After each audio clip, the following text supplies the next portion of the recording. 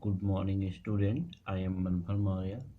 Today in class 12 discuss about the mutation and genetic code. आज हम लोग mutation और जेनेटिक कोड के बारे में डिस्कशन करेंगे और उसकी स्टडी भी करेंगे किस प्रकार से। तो टुडे माय टॉपिक इज, आज की टॉपिक क्या होगी, mutation and genetic code. Mutation and genetic code. ठीक है, आज हम लोग पढ़ेंगे म्यूटेशन और जेनेटिक कोड के बारे में। हम जानते हैं कि जीन एंड डीएनए के मध्य रिलेशनशिप को जानते हुए ये हम अच्छे से एक्सप्लेन कर सकते हैं या अच्छे से समझ सकते हैं कि म्यूटेशन के द्वारा ही हम किसी डीएनए और उसके जेनेटिक कोड के रिलेशन के बारे में हम अच्छे से पढ़ सकते हैं। तो हम यहाँ कह सकते हैं जीन और डीएनए के मध्य रिलेशनशिप को म्यूटेशन के द्वारा अच्छी तरह से समझा जा सकता है। डीएनए के एक सेगमेंट में लार्ज डिलीशन हो जाए तथा रीअरेंजमेंट के इफेक्ट को आसानी से समझा जा सकता है। तो डीएनए के जो एक सेगमेंट में लार्ज डिलीशन तथा अरेंजमेंट के इफेक्ट को समझने के लिए हमको जीन का लॉस या गेन को समझना पड़ेगा। इस फंक्शन को से होता है, यानी किसी भी डीएनए का जो पार्ट होता है उसमें जो जीन पाए जाते हैं उसके गेन या लॉस होने से जो म्यूटेशन होता है, जो उसमें परिवर्तन होता है, उसके फंक्शन को हम आसानी से पढ़ सकते हैं, उस जीन के फंक्शन को। तो यहाँ पर हम पॉइंट म्यूटेशन के इफेक्ट को एक्सप्लेन करेंगे। तो पॉइंट म्यूटेशन एक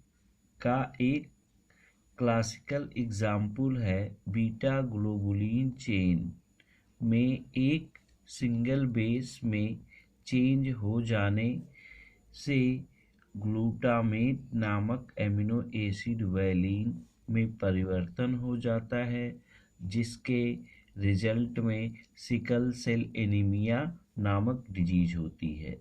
बात समझ में आई? तो अब हम ये कह सकते हैं कि स्ट्रक्चरल जीन में पॉइंट म्यूटेशन के इफेक्ट को एक सिंगल बेस पेयर के इंसर्जन या डिलीशन द्वारा आसानी से समझा जा सकता है। तो निम्नलिखित वर्ड से, या जो ऊपर दिए गए जितने भी अभी वर्ड हैं या हम जो ऊपर डिस्कस अभी किए हैं, उससे वर्ड से बने हुए स्टेटमेंट को ध्यान दें तो हमको इससे ये पता चलता है कि जेनेटिक कोड की तरह प्रत्येक वर्ड में 3 लेटर होते हैं। जेनेटिक कोड की तरह से प्रत्येक वर्ड में 3 लेटर होते हैं। अब सपोज करिए कि वो 3 लेटर किस प्रकार के होते हैं। फिर से हम आपको एक बार इसको रिवाइज कर रहे हैं। जीन और डीएनए के मध्य रिलेशनशिप को म्यूटेशन के द्वारा अच्छी प्रकार से समझा जा सकता है। डीएनए के एक सेगमेंट में लार्ज डिलीशन तथा रीअरेंजमेंट के इफेक्ट को आसानी से समझा जा सकता है। इसके परिणाम स्वरूप जीन का लॉस या गेन होता है, वैसा ही फंक्शन होता है। अब यहाँ म्यूटेशन के इफेक्ट को एक्सप्लेन किया जाएगा। तो पॉइंट म्यूटेशन का एक क्लासिकल एग्जाम्पल है बीटा ग्लोबुलिन चेन में एक सिंगल बेस पेयर में चेंज हो जाने से ग्लूटामेट नामक एमिनो एसिड वैलीन में परिवर्तन हो जाता है, जिसके परिणाम स्वरूप सिकल सेल एनीमिया डिजीज होती है। स्ट्रक्चरल जीन में पॉइंट म्यूटेशन के इफेक्ट को एक सिंगल बेस पेयर के इंसर्जन या डिलीशन द्वारा आसानी से समझा जा सकता है। तो निम्नलिखित वर्ड से बने हुए एक स्टेटमेंट को ध्यान दें जिसमें जेनेटिक कोड की तरह प्रत्येक वर्ड 3 लेटर से बनते हैं। तो जो प्रत्येक वर्ड हैं जेनेटिक कोड में वो 3 लेटर से बनते हैं। यहाँ पे हम देखेंगे, जैसे मान लीजिए कि वो 3 लेटर क्या हैं। Ram has red cap, Ram has red cap.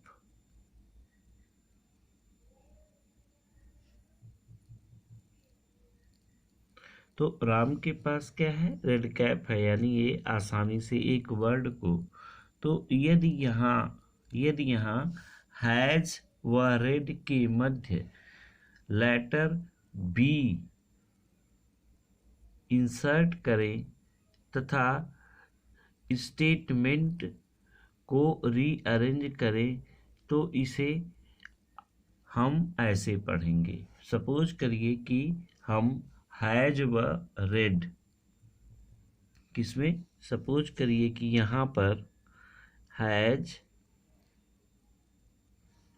And red,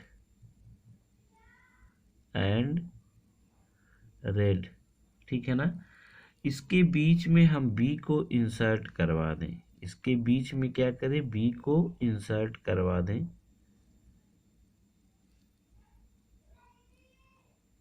ठीक है, जैसे हैज और रेड के बीच में बी को अगर हम इंसर्ट करवाते हैं तो कैसा हो जाएगा, यहाँ देखिए, ध्यान दीजिएगा। ठीक है, तो अगर हम इसके बीच में रेड और हैज के बीच में, यानी यहाँ से लेकर यहाँ तक के बीच में यदि हम बी को क्या कर दें, इंसर्ट करवा दें, तो ऊपर का जो कोड होगा वो चेंज हो जाएगा। तो ये चेंज होकर क्या करेगा, आप यहाँ पे देख सकते हैं। तो राम तो वैसे ही होगा, ठीक है ना, और फिर इसके बाद क्या है, हैज है। ठीक है, अब हम यहाँ इन दोनों के बीच बी को इंसर्ट करवा दे रहे हैं, यहाँ पर बी को इंसर्ट करवा दें तो यहाँ पे बी आ जाएगा, बी आर ई हो जाएगा, बी आर ई हो जाएगा। और जब बी आर ई होगा तो ये डी इधर चला जाएगा, फिर क्या बन जाएगा, डी सी ए हो जाएगा। फिर क्या हो जाएगा, अगला 3 वर्ड जो बनेंगे वो क्या बनेगा, अरे भाई बी यहाँ चला गया तो बी यहाँ ऐड हो जाएगा, तो बी आर ई 3 वर्ड ये कंप्लीट हो गए। और फिर इसके बाद जो बचा हुआ वर्ड है डी है, तो डी यहाँ आ जाएगा, और डी के बाद क्या आ जाएगा, सी आ जाएगा और ए आ जाएगा, और बचेगा क्या, पी। तो इस प्रकार से हम कह सकते हैं। ठीक इसी प्रकार उसी जगह पर 2 लेटर बी आई इंसर्ट करें तो क्या हमको मिलता है, इसी जगह पे अगर हम 2 लेटर इंसर्ट करवा दें बी और आई को, बात समझ में आई, तो बी और आई को इंसर्ट करवा दें तो 2 लेटर जब इंसर्ट करवाएंगे, यहाँ पे 1 लेटर इंसर्ट करवाया गया, अगर यहाँ पे हम 2 लेटर इंसर्ट करवा दें बी और आई, ठीक है, तब इस चेन में क्या परिवर्तन होगा, तो ये आपका चेन कैसा हो जाएगा, राम ऐसे ही रहेगा, हैज ये हो जाएगा। अब यहाँ पे क्या आ जाएगा, बी आई हो जाएगा, बी आई के साथ साथ ये क्या हो जाएगा, यहाँ पे इस वाले में एक वर्ड इंसर्ट करवाए तो ये हुआ, अगर ये दो वर्ड यहाँ पे इंसर्ट ऐसे हम करवा दें तो ये BIR हो जाएगा, और फिर तीसरा वर्ड आपका जो बनेगा EDC बनेगा, EDC बन जाएगा, और चौथा वर्ड A और P बन जाएगा। ठीक है, इसी प्रकार से हम 3 लेटर इंसर्ट करवा दें, तो 3 लेटर जब हम इंसर्ट करवा देते हैं, सपोज करिए कि यहाँ पे 1 लेटर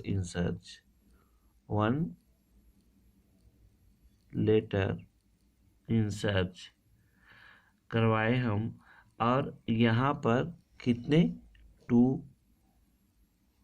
यहाँ पे 2 लेटर इंसर्च करवाए, और यहाँ पर हम 3 लेटर इंसर्च करवाए BIG। यहाँ पे कितने लेटर इंसर्ट करवाए 3। बात समझ में आई?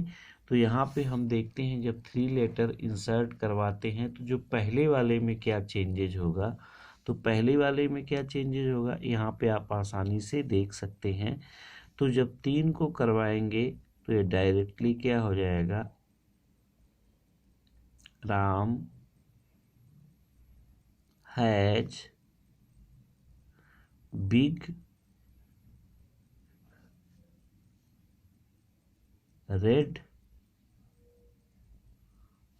कैप।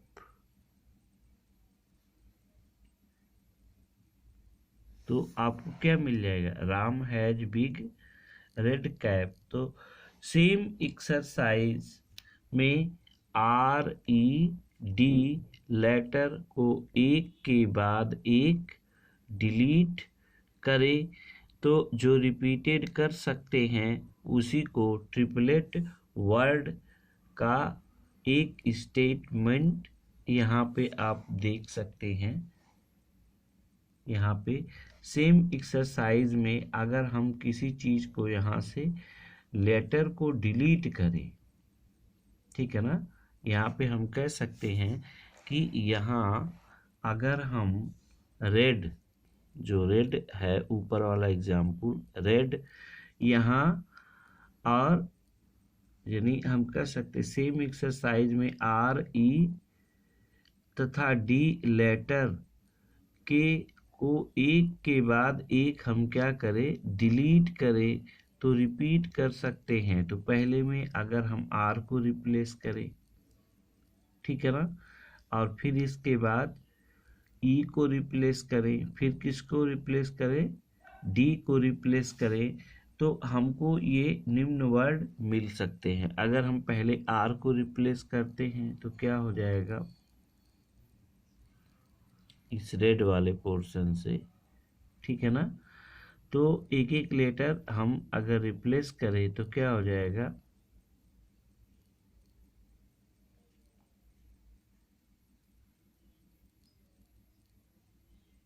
तो ये आपका वर्ड बन जाएगा जो पहले का वर्ड है। तो वर्ड क्या था आपका, राम, शुरू वाला, राम हैज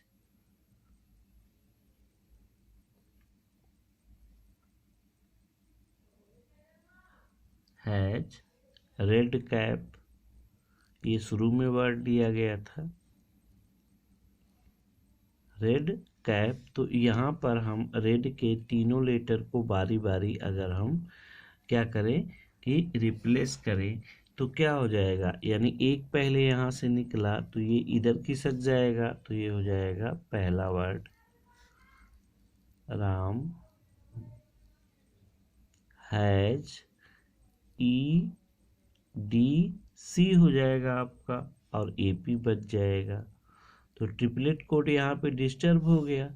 फिर यहीं पर हम E को भी रिप्लेस करें, 2 वर्ड, यहाँ से R रिप्लेस हुआ है, यहाँ से क्या होगा, अब यहाँ से दूसरा वर्ड क्या रिप्लेस होगा, E।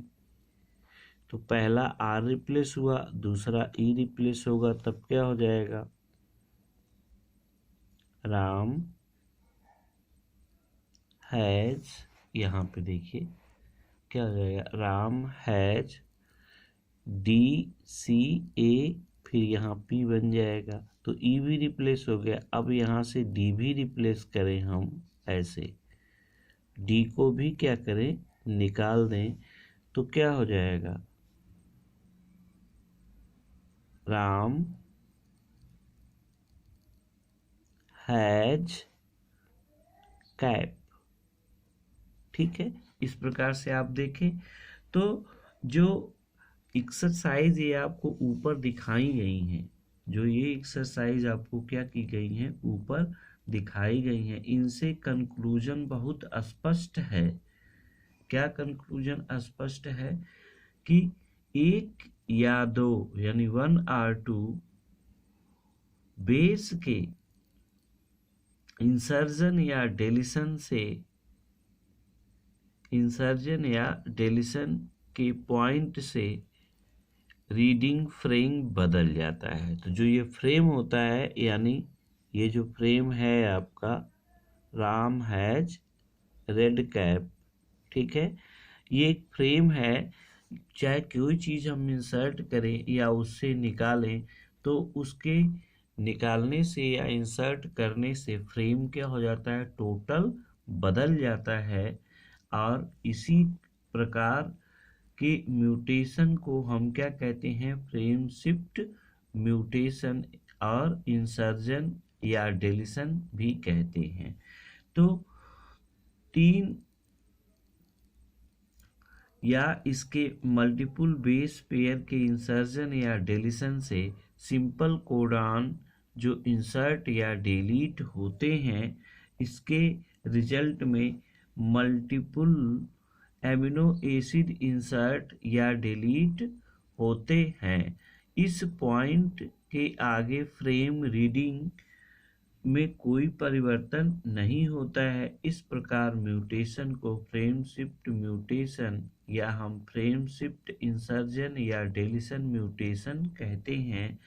तो इस जेनेटिक आधार पर प्रूफ होता है कि कोडॉन ट्रिपलेट होते हैं और एंटी, या हम उसको कह सकते हैं कि ये जो होते हैं कॉन्टिग्यूअस मैनर में रीड करते हैं। तो हमेशा एक कॉन्टिन्यूअस मैनर में क्या करते हैं, रीड करते हैं। तब हम यहाँ पे किस प्रकार से इसको म्यूटेशन को डिफाइंड कर सकते हैं। तो अब हम देखेंगे म्यूटेशन हम किस प्रकार से डिफाइन कर सकते हैं। तो हम यहाँ लिख सकते हैं म्यूटेशन, हम यहाँ क्या लिख सकते हैं, म्यूटेशन। तो हमें कह सकते हैं कि mutation is defined as the sudden insertable mutation, mutation is defined as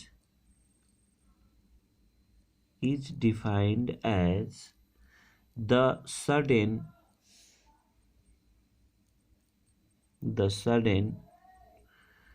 inheritable change in heritable change in the genetic material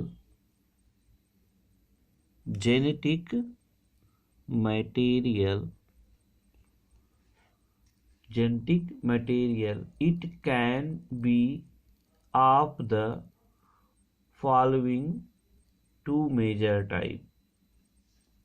It can be of the following two major type.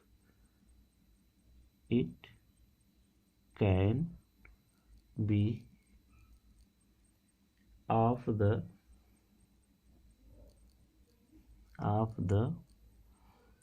following two major type. ये कितने प्रकार के होते हैं, 2 major type के होते हैं। एक को हम कहते हैं पॉइंट म्यूटेशन और दूसरे को कहते हैं फ्रेम शिफ्ट म्यूटेशन। फर्स्ट को हम क्या कहते हैं,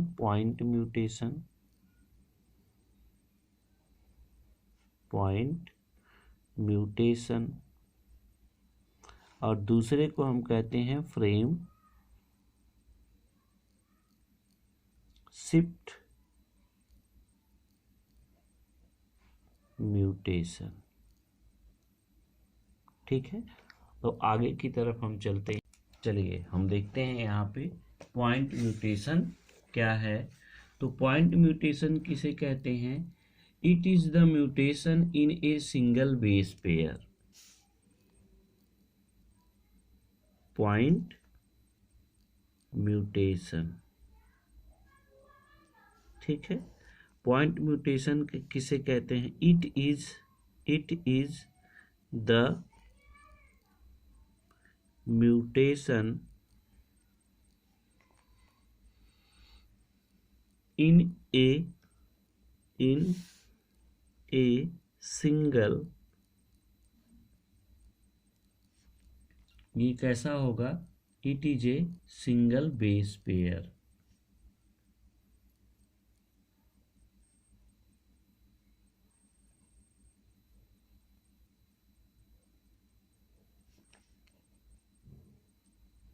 ठीक है, यानी सिंगल बेस पेयर में म्यूटेशन होता है तो इसको हम पॉइंट म्यूटेशन के नाम से जानते हैं। ठीक है ना। अब इसका सबसे बढ़िया एग्जाम्पल जो होता है, एग्जाम्पल के तौर पे हम इसको क्या ले सकते हैं? Example in sickle cell anaemia. किसको ले सकते हैं? इन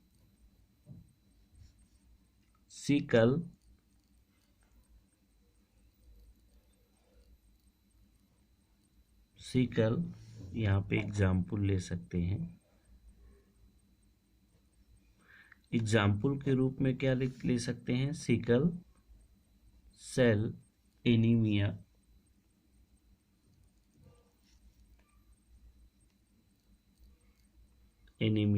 तो सिकल सेल एनीमिया एक डिजीज होती है। इसमें हम क्या कह सकते हैं?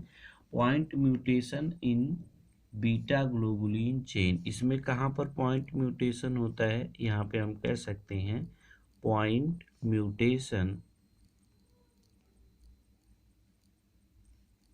इन बीटा ग्लोबुलिन चेन। तो बीटा के ग्लोबुलिन चेन में क्या होता है? पॉइंट म्यूटेशन होता है। ठीक है ना। और यह changes in the glutamate to valine, और ये क्या कर देता है कि as a result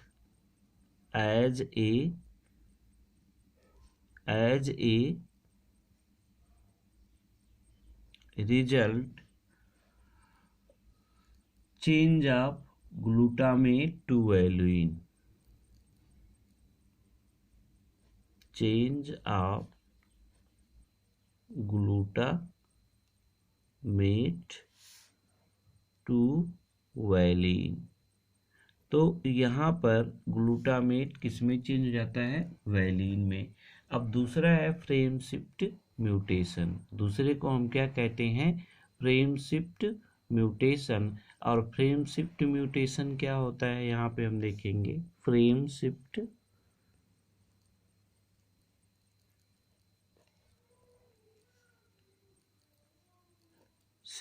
mutation.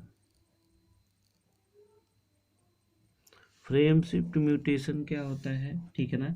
It is change in the reading frame. अब इसमें क्या होता है? जो रीडिंग फ्रेम होता है, या हम कह सकते हैं it is change in reading frame. पूरे फ्रेम में क्या हो जाता है? It is change in reading frame because of insertion और deletion. Because of insertion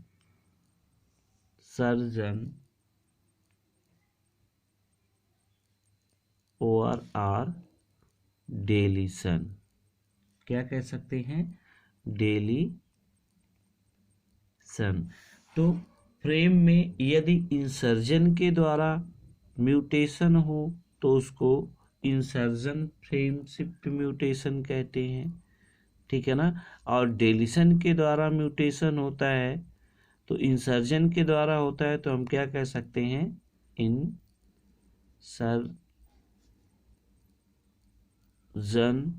frame shift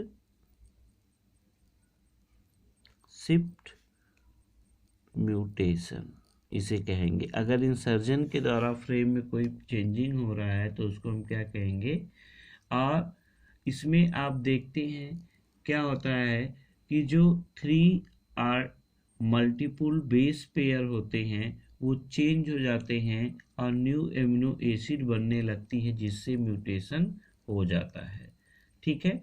तो जैसे हम यहाँ पे देख सकते हैं कि इस प्रकार से अगर कोई चीज़ या कोई फ्रेम में जो शुरू में हमने आपको बताया उसमें आप देख सकते हैं कोई चीज़ निकल रही है, डिलीट हो रही है, तो उसको हम क्या कहेंगे, फ्रेम शिफ्ट म्यूटेशन। तो म्यूटेशन क्या है, एक सडन इनहेरिटेबल चेंज हो सकता है। तो दूसरा, अगर इंसर्जन के बाद अगर कोई चीज़ डिलीट हो रही है तो लाइक दैट, जैसे यहाँ पर ही एग्जाम्पल दिया गया था कि यहाँ पर तो जैसे राम हैज, यहाँ पे राम हैज